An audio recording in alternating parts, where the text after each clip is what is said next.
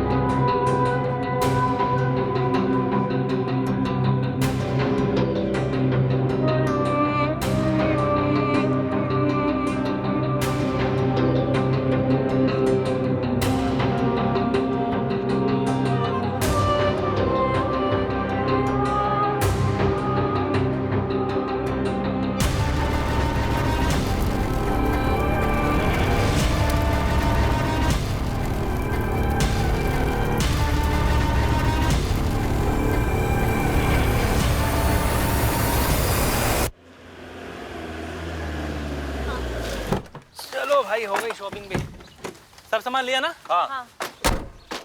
अच्छा वो दोनों के दोनों लिए थे वो? हाँ, ये धुआं? अरे माला! माला! माला! माला! माला! माला! माला बोतल माला! माला! माला! माला बोतल माला! फोन नहीं उठा रही वो। माला बोतल बोलो, पीछे जाके देखो, पीछे जाके देखो। माला बोतल बोलो। माला! माला! माला! माला! माला! माला! माला!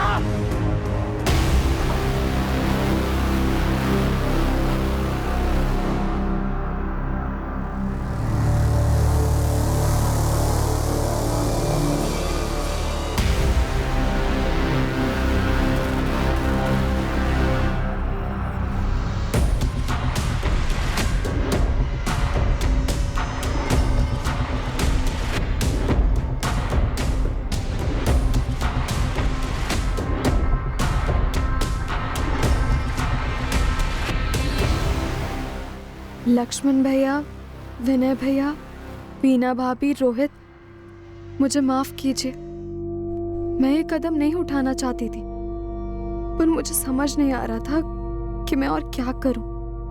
मैं आप लोगों के खिलाफ नहीं जा सकती, पर मुझे ये मालूम है कि जो मेरी लाइफ में होने जा रहा है, मैं उससे कभी खुश नहीं रहूंगी।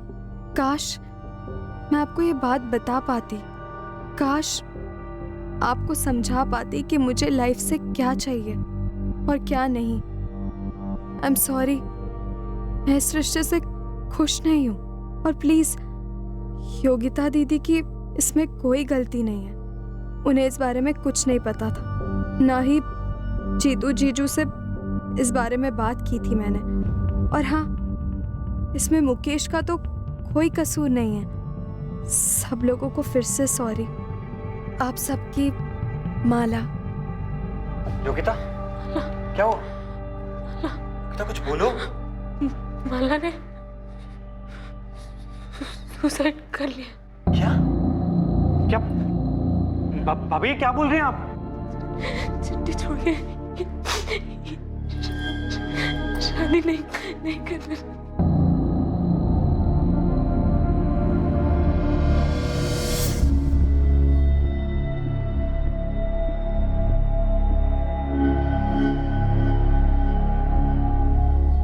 क्या माला ने वाकई खुदकुशी कर ली थी?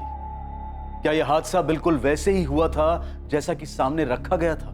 जब यह कहा जाता है कि क्राइम रेट हाई है, बहुत हाई है, तब इस बात का गहरा अध्ययन करना जरूरी हो जाता है कि लोगों की मानसिकता का स्तर कितना नीचे जा चुका है। वो सिक्योरिटी गार्ड मोहन जायसवाल, जिसने इस हादसे के ठीक एक दिन पहले कुछ देखा था गोदाम में। आखिर सिक्योरिटी गार्ड मोहन जायसवाल ने उस दिन क्या देखा था गोदाम में, और वो उस बारे में क्या करने की सोच रहा था? The number you have called is currently switched off. Please try again later. पापा का फोन अब भी स्विच ऑफ आ रहा है। ऐसी भी क्या ड्यूटी इनकी, परसों से गए अब तक खबर नहीं। वहाँ रुकने के बारे में कुछ बोला था पापा ने आपको? मुझे तो कुछ नहीं बोला। मैं अभी जाकर अमन सेठ से बात करता हूँ, उन्हें ही पता होगा। सब देखो तब पापा से डबल ड्यूटी करवाते रहते हैं। अरे राघव, कहाँ है तेरे पापा? कल परसों दोनों दिन ड्यूटी पर भी नहीं आए, फोन भी बंद है। तबीयत तो ठीक है? मैं तुझे फोन ही लगाने वाला था। अरे राघव, मैं भी 2 दिन से घर नहीं गया हूँ तेरे पापा की वजह से। तो पापा है कहाँ? 15 तारीख से पापा घर नहीं आए। 15 को जब मैं घर जा रहा था, मैंने साफ उससे बोला था कि ललित के लौटने तक जाना नहीं कहीं। मैं भी बराबर आ गया था टाइम पे अपनी ड्यूटी पे, और रोज की तरह ना ही वो सीट पर थे और ना ही गश्त पे थे।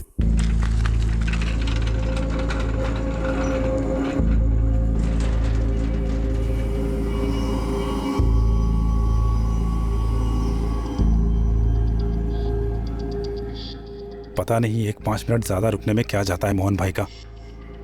काम चोरी की हद है ये आदमी।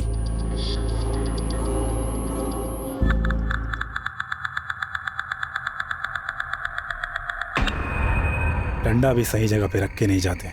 2 दिन में कितनी बार फोन लगा चुका हूँ, हर बार स्विच ऑफ बता रहा है। क्या माजरा क्या है? यही तो मैं आपसे बोल रहा हूँ अमन सेठ, 15 तारीख से पापा घर नहीं आए, फोन भी ऑफ आ रहा है उनका। टीवी कर कहीं चले तो नहीं गए? क्या बोल रहे हैं सेठ आप? आज तक कभी किया है पापा ने ऐसा?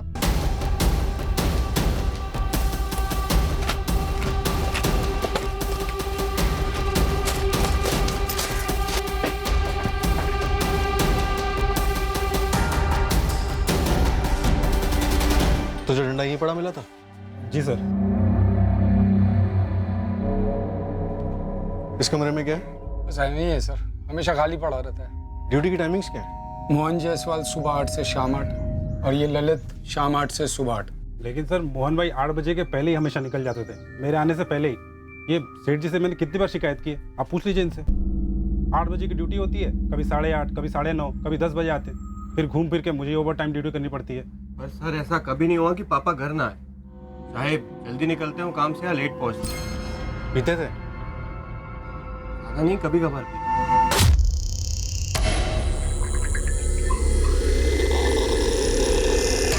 ललित, क्या जानता है तू? कहाँ है मोहन जायसवाल? मुझे क्या पता, मैं जब यहाँ आया तो मोहन भाई यहाँ पर नहीं थे और वो डंडा यहीं पड़ा हुआ था।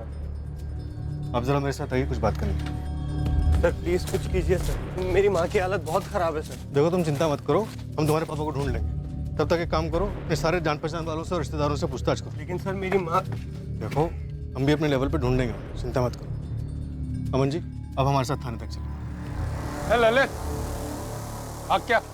सुन, देख मेरे लौटने तक कहीं जाना नहीं। जी सर।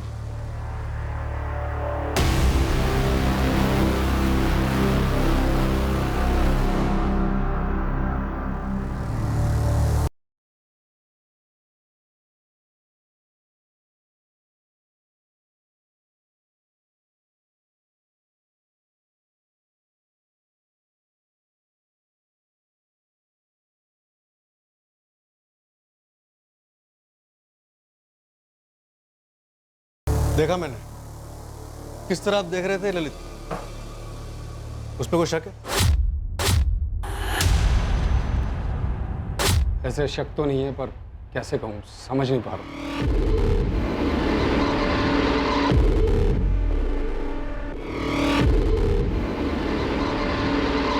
सीधे सीधे साफ साफ बताइए, किस बात का शक है उसमें? ललित मेरे पास 1 महीने पहले एक ऑफर लेकर आया था। हाँ ललित, क्या बात है? सेठ जी, वो मोहन भाई पूरा 1 घंटा लेट आए हैं आज। हाँ हो गया लेट, तो क्या हुआ? तो तेरे बाप का क्या जाता है बे?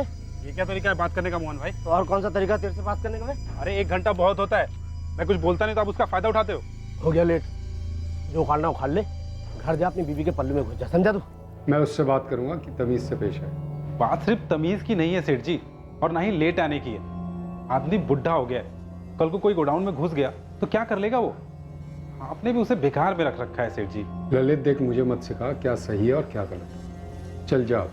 अब जो कहने आया था वो तो कह दूं। अब और क्या कहना था? सेठ जी, मेरा भाई है नानू, वो धनबाद में चौकीदारी कर चुका है, बड़ा ही तगड़ा बंदा है सेठ जी। आप ये मोहन भाई को रिटायर कर दो, उनको 10,000 देते आयो और ये 8,000 में ही मान जाएगा, और हम दोनों मिलके एकदम परफेक्ट चौकीदारी कर लेंगे।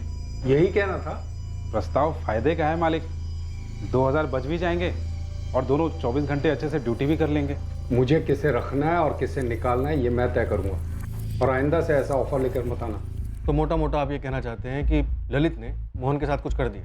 देखिए सर, मैं ऐसा तो नहीं कहूँगा, लेकिन दो बातें। एक तो ऐसा नहीं है कि डबल शिफ्ट नहीं लगती दोनों की, हो जाती है कभी कभार, लेकिन पूरे 2 दिन और 2 रात ड्यूटी हो ऐसा होता तो नहीं है वैसे। और दूसरी बात, मोहन जी घर भी नहीं पहुँचे और 2 दिन ड्यूटी पर भी नहीं आए, और ये बात मुझे ललित के बच्चे ने बताई ही नहीं, वो तो राघव ने आकर बताया मुझे। वो क्या है ना कि रोज़ रोज़ मैं गोदाम जाता भी नहीं। अच्छा किया अमन जी जो आपने ये सब हमें बता दिया। दीपक, अमन जी के गोदाम जाओ और इस वॉचमैन ललित को उठा लो। जी सर। सेठ, पापा को कुछ हुआ तो नहीं है ना? देख राघव, मुझे भी चिंता है, लेकिन मुझे पूरा यकीन है कि कुछ नहीं होगा। अब देख, पुलिस वाले लगे हैं, कुछ ना कुछ तो पता चलेगा, ठीक है?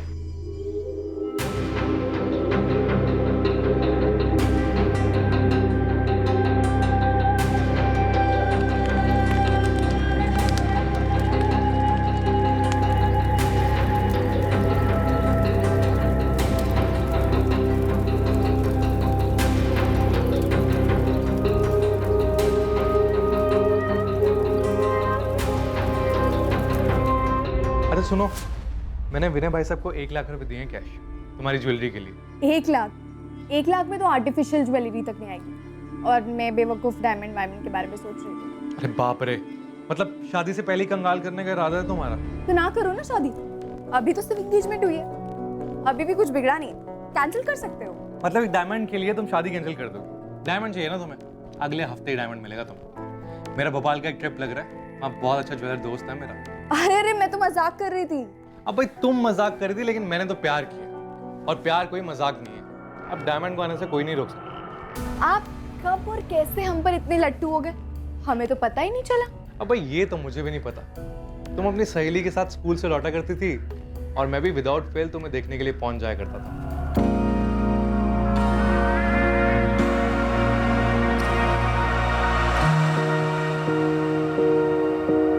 अच्छा, मतलब मुझ पे नजर रखी हुई थी? अब नजर तो रखनी पड़नी थी ना, शादी जो करनी थी। वैसे मैं तो तुम्हें सिर्फ देखता था, बाद में भैया भाभी से बात की, तुम्हारा हाथ मांगा और तुमने भी ओके बोल दिया। हमें भी आप इतने बोरिंग नहीं लगे। ओहो, बड़े काइंड है जी आप, बड़े काइंड है। तुम्हें आज जाके जो भी खरीदना है खरीद लो, बाद में हम दोनों साथ में चलेंगे। दिल तो तुमने लूट ही लिया है, जेब भी अच्छे से लूट ली, कोई कसर मत छोड़ना।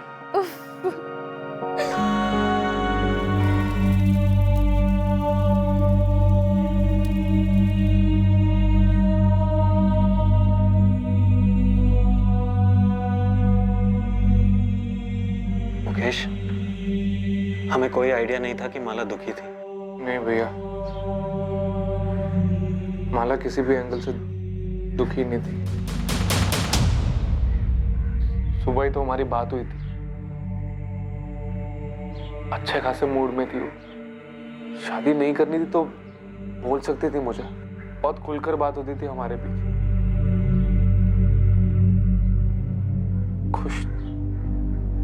खुश नहीं थी कि बात में मान ही नहीं सकता।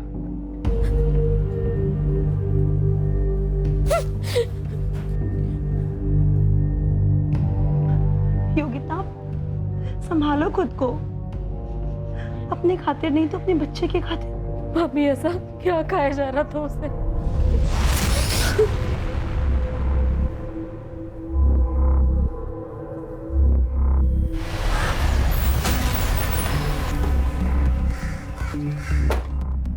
सर, क्या रिपोर्ट?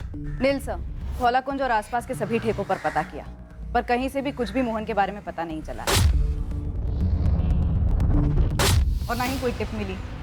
जबलपुर सिटी में भी फोटोज और डिटेल्स भेज दी। ललित वर्मा टूटा? सर लगता नहीं उसे तोड़कर कुछ निकलेगा। मेरे मुंह से अभी तक जो कुछ भी निकला है बस उतना ही था मेरे अंदर। 15 जून को जब मैं ड्यूटी पर आया तो मोहन भाई ड्यूटी पर नहीं थे। और ये बात भी सही है साहब, मैं अमन सेठ के पास गया था अपने भाई को ड्यूटी पर लगवाने के लिए, मोहन भाई की जगह पे। और एक बात बता देता हूँ साहब, ये मोहन भाई भी ना कोई दूध के धुले नहीं थे। तो बता, दूध कहाँ और कैसे फटा था? जो जानता है सब बता दे ललित।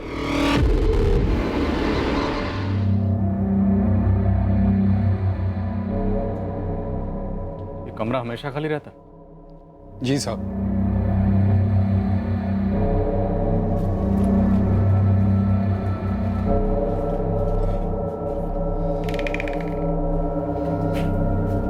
सर मेरा सारा माल यहीं रहता है और यहीं से सीधा ट्रांसपोर्ट हो जाता है।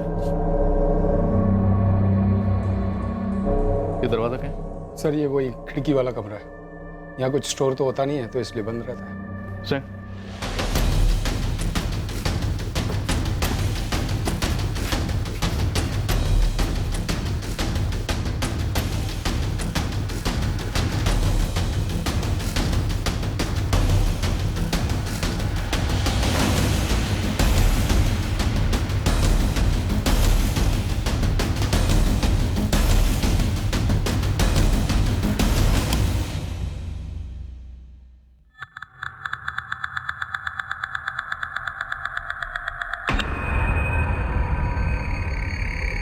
ललित को डंडा यही मिला था जो मोहन जायसवाल इस्तेमाल करते हैं? सर ललित ने बताया तो यही था।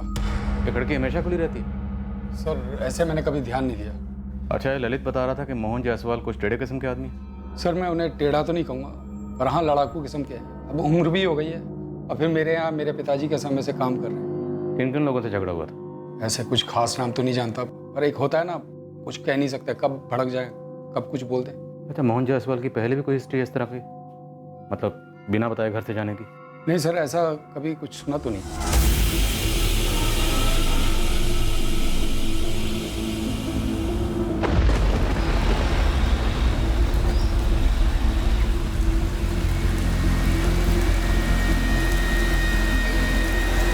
साहब ये ललित वर्मा के खिलाफ तो कोई क्रिमिनल हिस्ट्री मिली नहीं, लेकिन जो ये मोहन जायसवाल है इस पर मर्डर चार्ज था।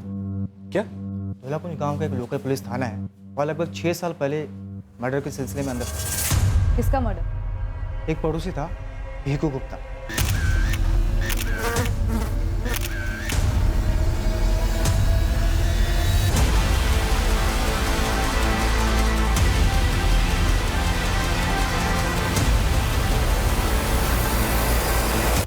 पानी को लेकर रोज झगड़े होते थे हमारे। इस भीकू की जोड़ी रोज मेरे पाइप से पानी चुराती थी तो बच जाती थी भीकू से हमारी। अब पानी के लिए उसका मर्डर करूंगा क्या? कौन जायसवाल, चाकू कहाँ फेंका तूने? अरे चाकू चलाया नहीं तो फेंकूंगा कहाँ से? फेंक तो आप रहे इंस्पेक्टर, झूठा इल्जाम लगा रहे हैं मुझ पे। आखिरी बार कह रहा हूँ, मैंने भीकू का मर्डर नहीं किया, अब जो उखाड़ना उखाड़ लो। पुलिस उसके खिलाफ कोई केस बना नहीं पाई तो उसे छोड़ दिया गया, लेकिन भीकू गुप्ता का लड़का विक्की मोहन के पीछे हाथ धोकर पड़ा हुआ था। अरे कीचड़े कीचड़।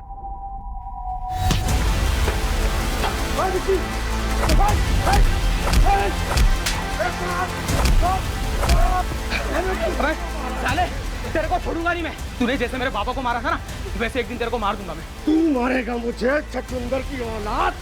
सुन कान खोल के, मैंने तेरे बाप को नहीं मारा, लेकिन तेरा बाप एक नंबर का अच्छे चोरा था। उसके साथ ऐसा ही होना था। उधर जा वरना तेरा भी ऐसा ही असर होगा। ये विक्की अभी भी वहीं रहता है, मोहन के पड़ोस में? नहीं, विक्की और उसकी माँ लगभग 3 साल पहले धौलाकुंज गांव छोड़ के चले गए। कहाँ? ये तो किसी को पता नहीं है, लेकिन मैंने बंदे लगाए हैं उसके पीछे। सर कहीं ऐसा तो नहीं ये विक्की लौटा हो बदला लेने के लिए?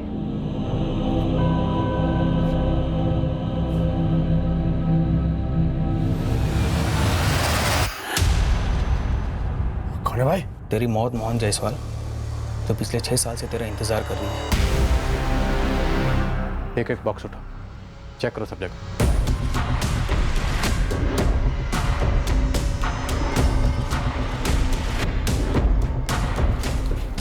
अरे अरे सर, यहाँ लाश होती तो बदबू नहीं आती?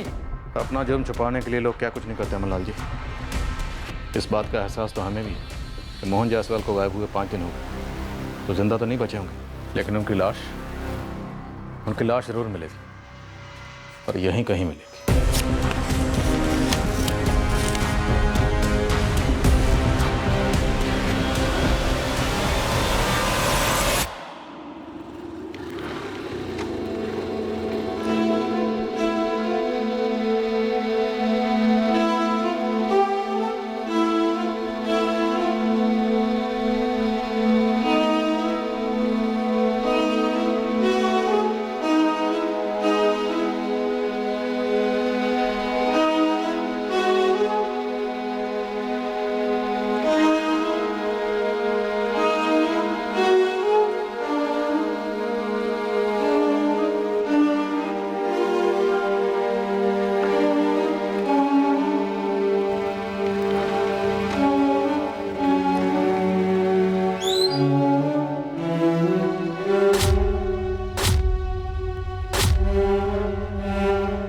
सिक्योरिटी गार्ड मोहन जायसवाल के मिसिंग केस की तहकीकात शुक्ला परिवार के दर पर पहुंचने वाली थी। वही शुक्ला परिवार जहां शादी के कुछ ही दिन पहले माला शुक्ला ने आत्महत्या की थी। माला के बड़े भाई लक्ष्मण और विनय का मोहन जायसवाल से क्या ताल्लुक था? उस दिन गश्त लगाते वक्त मोहन जायसवाल ने गोदाम के एक कमरे में ऐसा भी क्या देखा था कि तब से मोहन जायसवाल दिखाई नहीं।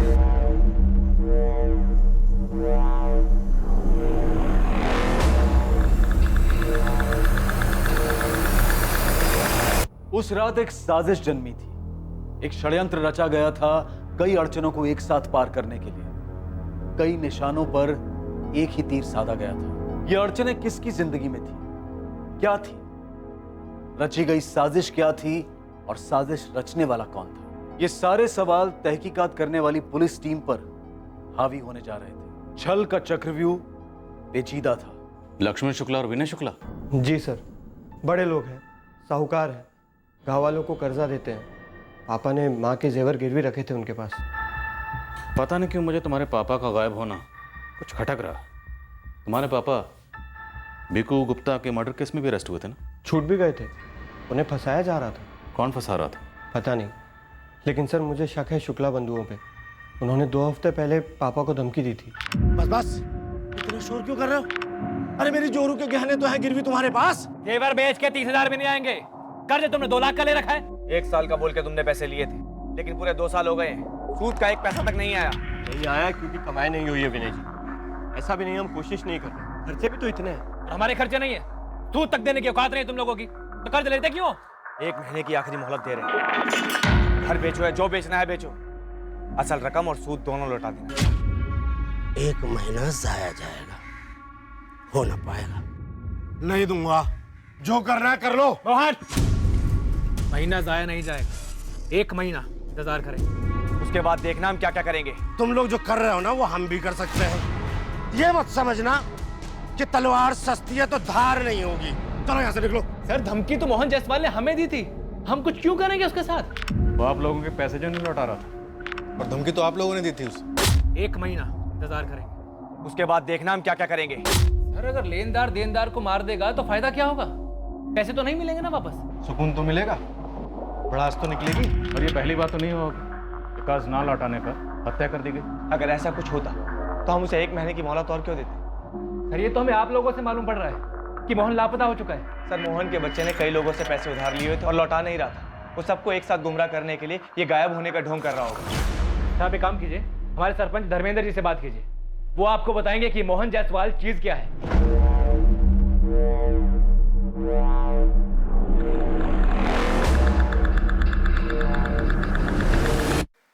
देखिए दरोगा साहब, पूरा धौला कुंज हैरान है कि मोहन ऐसे कैसे गायब हो गया। क्या आपको लगता है कि मोहन खुद से कहीं भाग गया और अब बेटा ड्रामा कर रहा है गायब होने का, शुक्ला बंधुओं पर इल्जाम लगाने का? होने को तो कुछ भी हो सकता है साहब। जब भिकू गुप्ता का मर्डर हुआ था तब विक्की ने जायसवाल पर हमला किया था।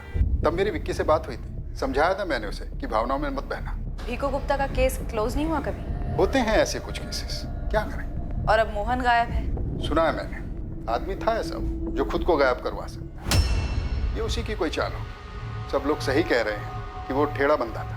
इस शुक्ला बंधु 2 लाख के लिए किसी को नहीं मारेंगे। मैं तो कहता हूँ किसी भी रकम के लिए नहीं मारेंगे। पुश्तों से साहूकारी करते आ रहे हैं, और तो और इस वक्त शुक्ला परिवार में भयंकर शोक है साहब। क्यों? आपको नहीं पता उसकी बहन के बारे में? आप बताइए। कुछ दिन पहले ही उनकी छोटी बहन माला ने खुद को जलाकर आत्महत्या कर ली। बेचारी 18-19 साल की थी साहब। कब हुआ ये? अभी 16 तारीख की छोटी बहन माला ने खुद को जलाकर आत्महत्या कर ली। अभी 16 तारीख।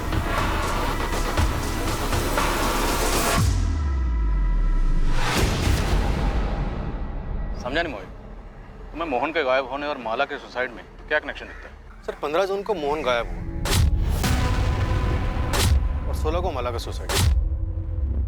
दोनों को जोड़ने का लॉजिक क्या है? सर मोहन का बेटा राघव, उसने शुक्ला बंधुओं पे आरोप लगाया। दोनों केसेस में कनेक्शन तो बनता है, तो इस कनेक्शन को टटोलना भी बनता है। सर, मोहन जायसवाल के फोन रिकॉर्ड्स आ गए। कुछ मिला? उसके फोन का आखिरी लोकेशन गोडाउन में ही था। 15 जून को 5:45 पर फोन स्विच ऑफ हुआ है।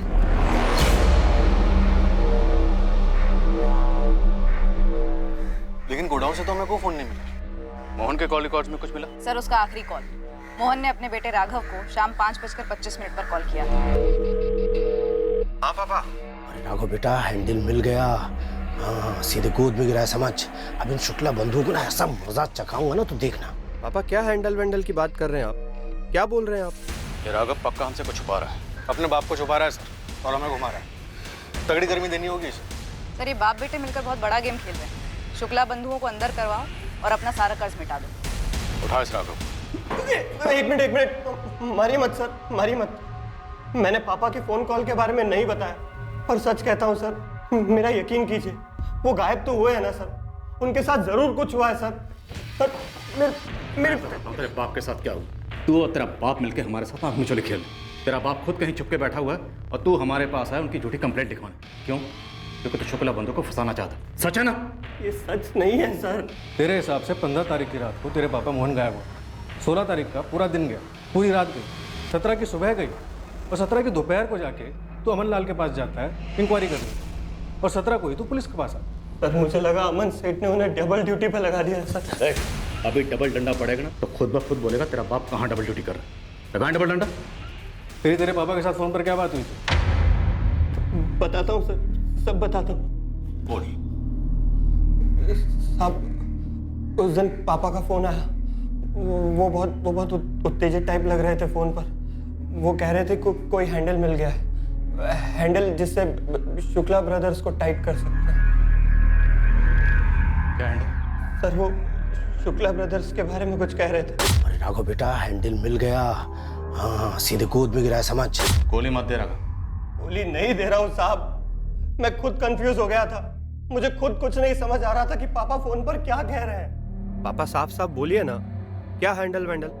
और ये विनय और लक्ष्मण कहाँ से आधम के? अरे घर आके सब बताऊंगा, बस तू इतना समझ कि विनय और लक्ष्मण का टेटुआ हमारे हाथ में जब चाहे दबा देंगे, साले चू तक नहीं कर पाएंगे। तेरे पापा को क्या हैंडल मिला था शुक्ला बंधु के खिलाफ? घर पहुंचते तो बताते ना सर, पर वो घर पहुंचे ही नहीं। हाँ, पर वो फोन पर बहुत उतावले लग रहे थे। लेकिन जैसे तू बता रहा है कि तेरे और तेरे पापा के बीच ऐसी बात हुई थी, तो शुक्ला बंधुओं के खिलाफ शक जाहिर करने के लिए तू 2 दिन बाद क्यों आया? तुझे तो पहले आना चाहिए था। वो पेशेवर साहूकार लोग हैं सर, लेकिन बिहेव ऐसे करते हैं जैसे सड़क छाप लोग हो। सर वो हर जगह पापा की इंसल्ट करते थे। मंदिर, पंचायत, चौपाल, जहां पापा दिखते थे गाली गलौज करते थे, थूकम थूक करते थे। पापा पर क्या गुजर रही थी सिर्फ मैं जानता था सर। इतना गुस्सा था, इतनी रंजिश थी और तेरे बाप ने फोन करके इतना सस्पेंस बढ़ा, तब भी तो पुलिस के पास नहीं आया, और जब आया तब भी उस कॉल के बारे में नहीं बताया। मैं बौखला गया था सर, मैं भूल गया था ये बात बताने के लिए आप लोगों को। एक मिनट, तू कह रहा है 15 तारीख की रात को तेरे पापा मोहन गायब हुए और 16 तारीख को शुक्ला परिवार में माला शुक्ला ने सुसाइड किया। क्या कनेक्शन इन दोनों में? मुझे क्या पता क्या कनेक्शन है सर, मैं सिर्फ अपने पापा को ढूंढना चाहता हूँ। प्लीज मेरी हेल्प कीजिए सर, उन्हें ढूंढिए सर प्लीज। हमारी थ्योरी में दम तो लगता है। 15 जून को गोडाउन में कुछ देखने के बाद मोहन जायसवाल ने अपने बेटे राघव को फोन किया कि उसे विनय और लक्ष्मण के खिलाफ कुछ मिला है, और उसी रात मोहन गायब हो जाता है और अगले दिन माला शुक्ला सुसाइड कर लेती है। हाँ सर, कनेक्शन तो लग रहा है, पर माला का सुसाइड, वही सोच रहा हूँ क्या कनेक्शन हो सकता है। यंग लड़की थी सर। खबरी गोविंद की टिप आई है, माला का सुसाइड गड़बड़ लग रहा है। मामला थोड़ा नाजुक है मैडम, धौलाकुंज गांव के थाने के इंस्पेक्टर है ओमकार यादव साहब। आप मिले उनसे कभी? हाँ मिली हूँ। क्यों? खुलकर बोल। अब देखिए कि वो और ये आपके शुक्ला बंधु खास है, और जब उनकी बहन माला ने सुसाइड किया उसकी कोई तहकीकात ही नहीं हुई और डायरेक्ट ओमकार साहब ने केस ही क्लोज कर दिया। ऐसा कभी कोई करता है क्या? कोई कारण रहा होगा। लड़की की शादी होने वाली थी कुछ दिनों के बाद और सबको वो बहुत खुश नजर आ रही थी। अचानक से खुद को जलाकर सुसाइड करना और कोई तहकीकात ना होना, कुछ तो कारण रहा होगा ना।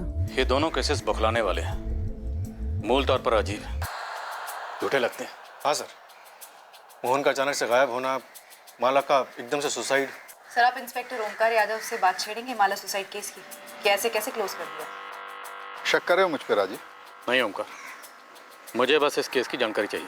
काफी सीधा केस था वैसे। 16 की दोपहर को शुक्ला कोठी से फोन आया।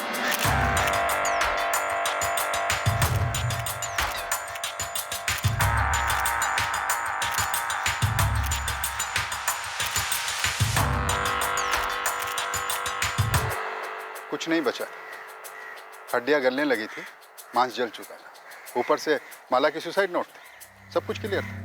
भोपाल से हैंड राइटिंग एक्सपर्ट मंगवाया, राइटिंग मैच करवाई, ये है फॉरेंसिक रिपोर्ट, माला की ही राइटिंग। राजीव, आप मुझ पर बिना तहकीकात के केस बंद करने का इल्जाम नहीं लगा सकते। माला ने सुसाइड ही किया था। माला अपनी होने वाली शादी से खुश नहीं थी। वो खुश नहीं थी क्योंकि उसकी शादी उसके बहन के देवर मुकेश के साथ तय की गई थी। वो लड़की बोल नहीं पाई थी, लेकिन लड़की खुश नहीं थी। पोस्टमार्टम रिपोर्ट कहाँ कर? क्या पोस्टमार्टम करवाते राजीव? हड्डियां बचे कुचे मांस का पोस्टमार्टम। माला का परिवार, विनय, लक्ष्मण की वाइफ वीना, वो सब माला की बड़ी बहन योगिता की गोद भराई के लिए शॉपिंग पर गए थे। माला नहीं गई थी क्योंकि वो सुसाइड करना चाहती। ओमकार, मेरा सवाल है कि पोस्टमार्टम क्यों नहीं हुआ?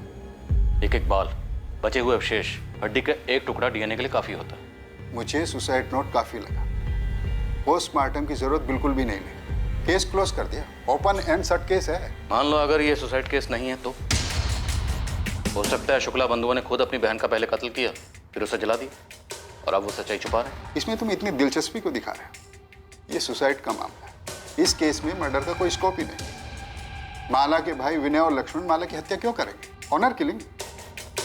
अरे माला ने कभी मुकेश के लिए नाखुशी जाहिर ही नहीं की, तो फिर विनय और लक्ष्मण माला की हत्या क्यों करेंगे?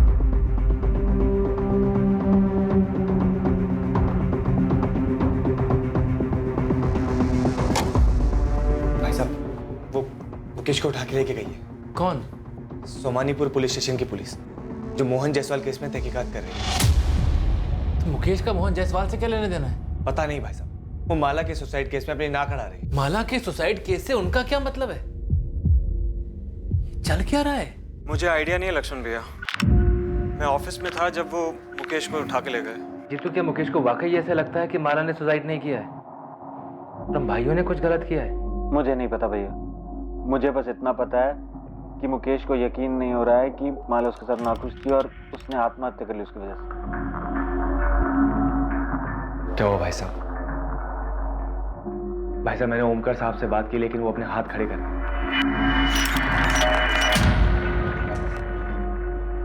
क्या आप भी मेरे दोनों भाइयों पर शक कर रहे हो?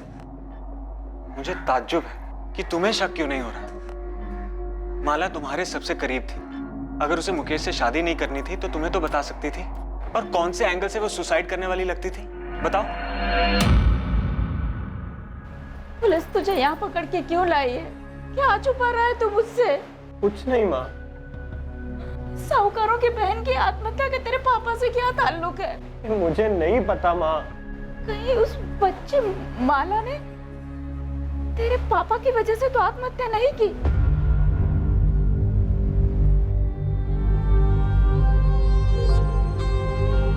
हैंडराइटिंग मैच की गई है, माला की है। तुम्हें लगता है जबरदस्ती लिखवाया गया होगा? माला को उसके भाइयों ने मारा। मुकेश, हम जानते हैं कि तुम्हारी तरफ से प्रेम था, एंगेजमेंट हुई, माला भी इस एंगेजमेंट से खुश थी, सच है ना? 2 महीने पहले एंगेजमेंट हुई, 4 महीने बाद शादी थी, फिर अचानक ये सुसाइड। मोहन जायसवाल को जानते हो?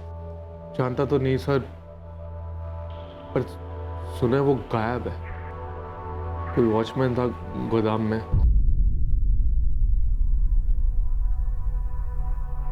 मुकेश, दिल से बोल, क्या माला सुसाइड कर सकती थी? नहीं सर, बिल्कुल भी नहीं। और अगर मैं गलत हूं तो मुझे कारण जानना है सर। उस पर कोई जोर जबरदस्ती नहीं थी। फैमिली भी ऐसी कोई पुराने ख्यालातों वाली नहीं थी। खुलकर बोलने की आजादी थी। फिर ऐसा क्यों? ये जो सुसाइड बोल रहे हैं, उसके चंद घंटों पहले हमने फोन पर बातें की थी, रोमांटिक बातें। क्या चाहिए सबूत? आप कब और कैसे हम पर इतने लट्टू हो गए, हमें तो पता ही नहीं चला। नेहा माला की बेस्ट फ्रेंड थी। मैंने उससे भी पूछा, वो भी बिल्कुल शॉक हो गई ये बात सुनकर। नहीं मुकेश, मैं नहीं मान सकती कि अपनी माला सुसाइड कर सकती है। नेहा, मेरे लिए सच जानना बहुत जरूरी है। प्लीज मुझे बता, कोई और था? आज तक माला ने ये नहीं कहा कि वो तुमसे नाखुश है, और नहीं उसके बर्ताव से ऐसा कुछ लगा मुझे। शादी अगर नहीं करनी थी तो रिश्ते को मना कर सकती थी। कोई बंदूक लगाकर सर पर नहीं खड़ा था। अपनी मर्जी से हाँ की थी, अपनी मर्जी से एंगेजमेंट भी की। फिर शादी ना करने के लिए सुसाइड कर लिया। गड़बड़ तो है सर, पर क्यों है, कैसे है, क्या है, ये मैं नहीं जानता हूं। सुसाइड नहीं, मर्डर सर, 100%। पर क्यों सर? ऑनर के लिए? तब तो कोई दूसरा लड़का जरूर ही होगा, अभी नहीं तो पहले कभी। लेकिन अगर ऐसा होता तो बेस्ट फ्रेंड नेहा मुकेश को जरूर बताती, क्योंकि उसने तो बात उठाई भी थी। अगर ये मर्डर केस है भी, तो भी इसका मोहन जायसवाल मिसिंग केस से क्या कनेक्शन है? मोहन जायसवाल पहरा दे रहा था, गश्त लगा रहा था। उसने खिड़की से गोडाउन के कमरे में जरूर कुछ ऐसा देखा होगा। और जो उसने देखा वो माला से कनेक्टेड, शायद, क्योंकि उसके तुरंत बाद उसने अपने बेटे राघव को फोन करके ये कहा कि उसे हैंडल मिल गया शुक्ला बंधु को ब्लैकमेल करने का। ब्लैकमेल? बिल्कुल। शायद मोहन जायसवाल ने कुछ ऐसा देखा होगा जिसे लेकर वो शुक्ला बंधु को ब्लैकमेल कर सकता था। और गुस्से में विनय और लक्ष्मण ने अपनी बहन माला का कत्ल कर दिया।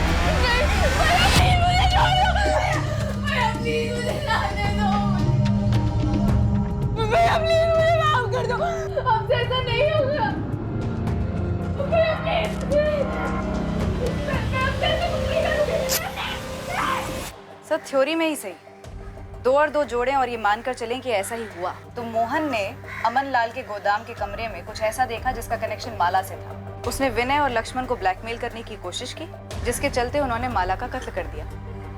फिर मोहन, उसका उन्होंने क्या किया? उन्होंने सगी बहन को नहीं छोड़ा, मोहन को छोड़ेंगे? सुसाइड केस फिर से खुला तो वो लोग हमारे पीछे लग जाएंगे। विनय, माला ने आत्महत्या की है, यही सच है।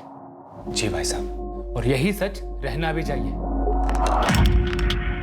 अगर हम इसी थ्योरी को लेकर आगे बढ़ते हैं तो सवाल ये पैदा होता है कि मोहन जायसवाल ने उस रात कमरे में ऐसा क्या देखा हो, ऐसा क्या सीरियस माजरा हो जिसकी वजह से शुक्ला बंधुओं ने अपनी सगी बहन माला शुक्ला का कत्ल कर दिया। बॉयफ्रेंड सर, हो सकता है मोहन ने उस रात माला को अपने किसी बॉयफ्रेंड के साथ वहाँ देखा होगा। जो जाहिर तौर पर मुकेश नहीं होगा, फिर ब्लैकमेल नहीं हो पाता। तो हो सकता है माला की जिंदगी में कोई दूसरा हो जिसका मर्डर हुआ या सुसाइड, जिसके साथ वो भागने का प्लान कर रही है। एग्जैक्टली, कोई ना कोई तो दूसरा था या शायद है, और ये जो भी दूसरा है यही इन दोनों केसेस की कड़ी है।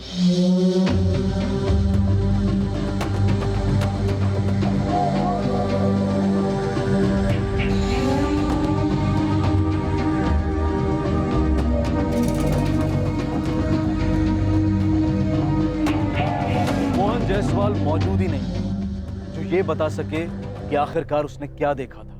माला शुक्ला भी इस दुनिया में नहीं रही जो बोल सकती कि उसने आत्महत्या की है या फिर उसका कत्ल हुआ है। अब माला की जिंदगी में ये दूसरा आदमी कौन था जो पुलिस की थ्योरी के अलावा और किसी की जुबान पर नहीं था?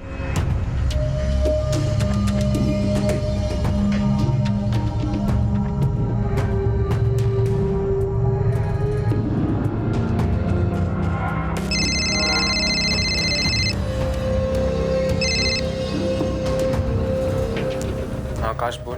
अजय, सुना कल शाम को क्या हुआ? क्या यार तू ये बता, तू है कहाँ पे? तू बोलना क्या हुआ कल शाम? यार माला ने सुसाइड कर लिया है। क्या? हाँ यार, उसने खुद को जला लिया।